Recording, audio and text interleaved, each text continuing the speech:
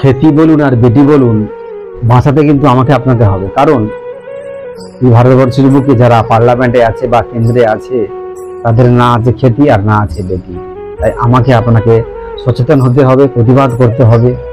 ধর্ষকদের, ধর্ষণকারীদের এক কথায় মৃত্যুদণ্ড, সেইভাবে আমাদের প্রতিবাদ করতে হবে। আসুন সকলে মিলে আমরা প্রতিবাদ করি, সোশ্যাল মিডিয়ায় বলুন, একত্রিত হয়ে আমরা প্রতিবাদ করি যাতে ধর্ষকদের, ধর্ষণকারীদের এক কথায় মৃত্যুদণ্ড হয়। কারণ যারা সরকার আছে বা কেন্দ্রে আছে ওদের কিছুই নেই, না खेती না বেটি। এইভাবে কিন্তু মমিতার মতন একের পর এক বোন, একের পর এক মা বোন কিন্তু এই দুনিয়া ছেড়ে চলে গেছে, তারা ন্যায় বিচার পায়নি। ধর্ষকরা, ধর্ষণকারীরা সম্মানের সঙ্গে 2-4 বছর, 1 বছর, 5 বছর, 6 মাস জেল খেটেছে। তারপর কোনো সহৃদয় ব্যক্তি উকিল দ্বারাই তারা ফুল চন্দন পেয়ে গলায় মালা দিয়ে জেল থেকে বেরিয়েছে। আমরা দেখেছিলাম উত্তরপ্রদেশে বিলকিস বানুর গ্যাং রেপ হত্যাকারীদের কি সুন্দর তারা ফুল চন্দন দিয়ে তারা জেল থেকে বেরিয়েছিল। তার যে যেখানে আছেন প্রতিবাদ করছেন, আমার তরফ থেকে আন্তরিক শুভেচ্ছা, ভালোবাসা, অভিনন্দন। যেন মমিতা যেন ন্যায় বিচারটা পায়, আমরা সেই আশা করে আছি। সে যেই ব্যক্তি হোক, তার সঙ্গে যারাই বা জড়িত আছে সকলে তারা যেন মৃত্যুদণ্ড সাজা পায়, আমরা সেই আশা কামনা করি। বলতে দুঃখ লাগে, ইহার কষ্টও লাগে। মেয়েদের যেন ন্যায় বিচারটা ভারতবর্ষতে ঘুরেই যাচ্ছে। যেই সরকার হোক না কেন, ভারতবর্ষ যেই সরকার আসছে সেই সরকার কেন ধর্ষক তাই ধর্ষককারীদের কেন রায় এক কথায় মৃত্যুদণ্ড দেয় না, বুঝতে পারি না। কেন কেন গ্যাংরেপ হবে, কেন ধর্ষণ হবে, কেন বারবার হবে? শুধু মমিতা নয়, ইয়ার ভারতবর্ষের প্রতিটি কোণে কোণে একের পর এক রেপ, ধর্ষণ হচ্ছে, গ্যাংরেপ হচ্ছে, তারপর মার্ডার করে দিচ্ছে। 2-4 দিন 5 দিন 10 দিন আমি আপনি প্রতিবাদ করছি, আবার আমরা যে যার কাজে ব্যস্ত হয়ে যাব। কিন্তু যারা সরকার আছে, যারা পার্লামেন্টে আছে, যারা কেন্দ্রে আছে, তারা কেন এমন কিছু আইন পাস করছে না যাতে ধর্ষণকারী ধর্ষণ করার আগে একবার নয় 100বার ভাববে? কেন করছেন না আপনারা? কি রুচ আছে বা কি এমন আপনাদের মধ্যে ভালোবাসা, মহব্বত আছে ধর্ষণকারীদের হয়ে? কেনই বা আপনারা রায় দিচ্ছেন না?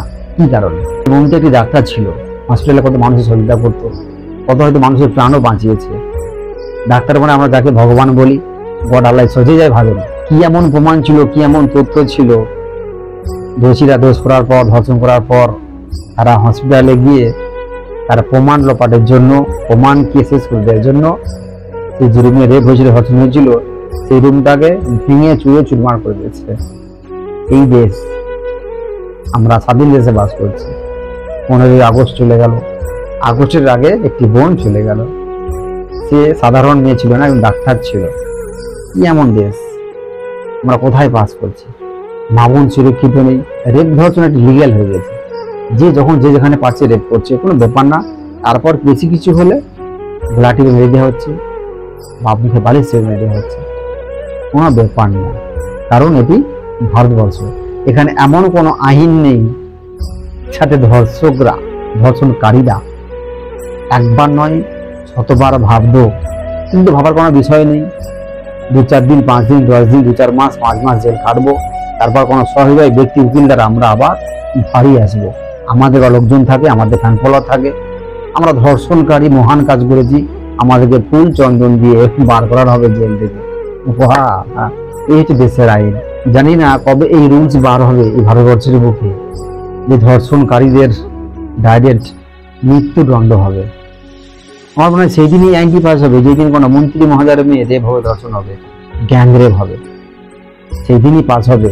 আমার মনে হয় সেই দিনই সেই মন্ত্রী মহোদয়রা পার্লামেন্টে বসে বিল পাস করবে, ধর্ষণকারীদের এক কথায় মৃত্যুদণ্ড সাজা হোক।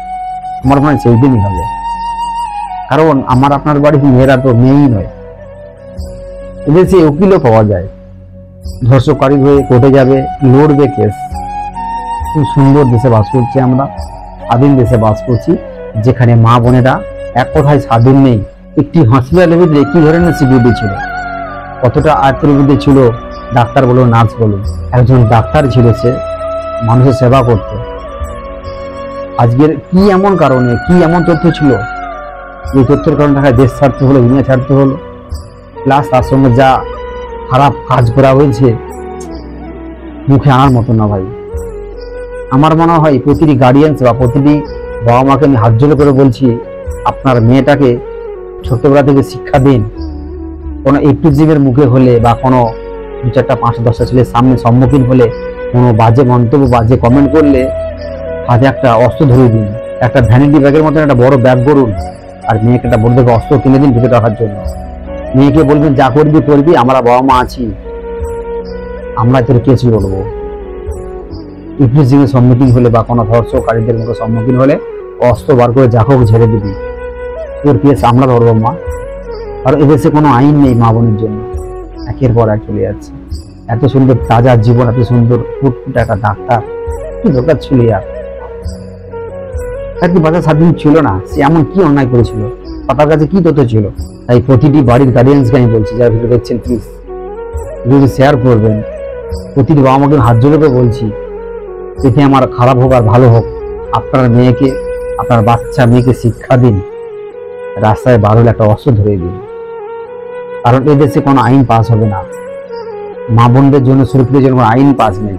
তাই ধর্ষণকারীরা আরামসে ধর্ষণ করছে, মেরেও দিচ্ছে, মার্ডার করে দিচ্ছে, কোনো ব্যাপার না। তার চেয়ে বেশি কিছু হলে প্রমাণ লোপাট করে দিচ্ছে ভেঙে চুরে। কি করছে দেশের আইন, পুলিশ প্রশাসন? তো বন্ধুরা, যে যেখানে যেভাবে প্রতিবাদ করছেন করুন, সোশ্যাল মিডিয়া হোক, রাস্তাঘাটে পথে হোক, যেখানে হোক মিছিল করছে আপনারা করুন, যাতে প্রকৃত দোষীরা সাজা পাক, সেটা আমরা চাই। তাদের এক কথায় মৃত্যুদণ্ড, সেটাই হোক, এর চেয়ে বেশি কিছু চাই না। এক কথায় তাদের মৃত্যুদণ্ড হোক, এমনভাবে তাদের মৃত্যুদণ্ড করা হোক যাতে ধর্ষককারীরা ধর্ষণ করার আগে একবার নয় 100বার ভাববে। প্রতিটি বাবা মাকে বলছি এবং প্রতিটি গার্ডিয়ানসকে বলছি, প্রতিটি কাকু কাকিমা যারা যে যেখানে দেখছেন ভিডিওটি, ওকে হাত জোড়ে বলছি, বাড়ি থেকে বাড়ানোর আগে আপনার মেয়েকে অসুস্থ হয়ে দিন, বাঁচতে হবে। কারণ ধর্ষণকারীদের জন্য দেশে কোনো আইন ব্যবস্থা ওখানে পাস হয়নি। তো জানি না কবে পাস হবে, কোন মন্ত্রী কবে পাস করবে, সে আশায় আছি, যাতে এরকম নেক্সট টাইম কোনো মমিতার মতন কোনো মেয়ে জীবন না যায়। সব ভালো থাকবেন, সুস্থ থাকবেন, সার্বিক থাকবেন।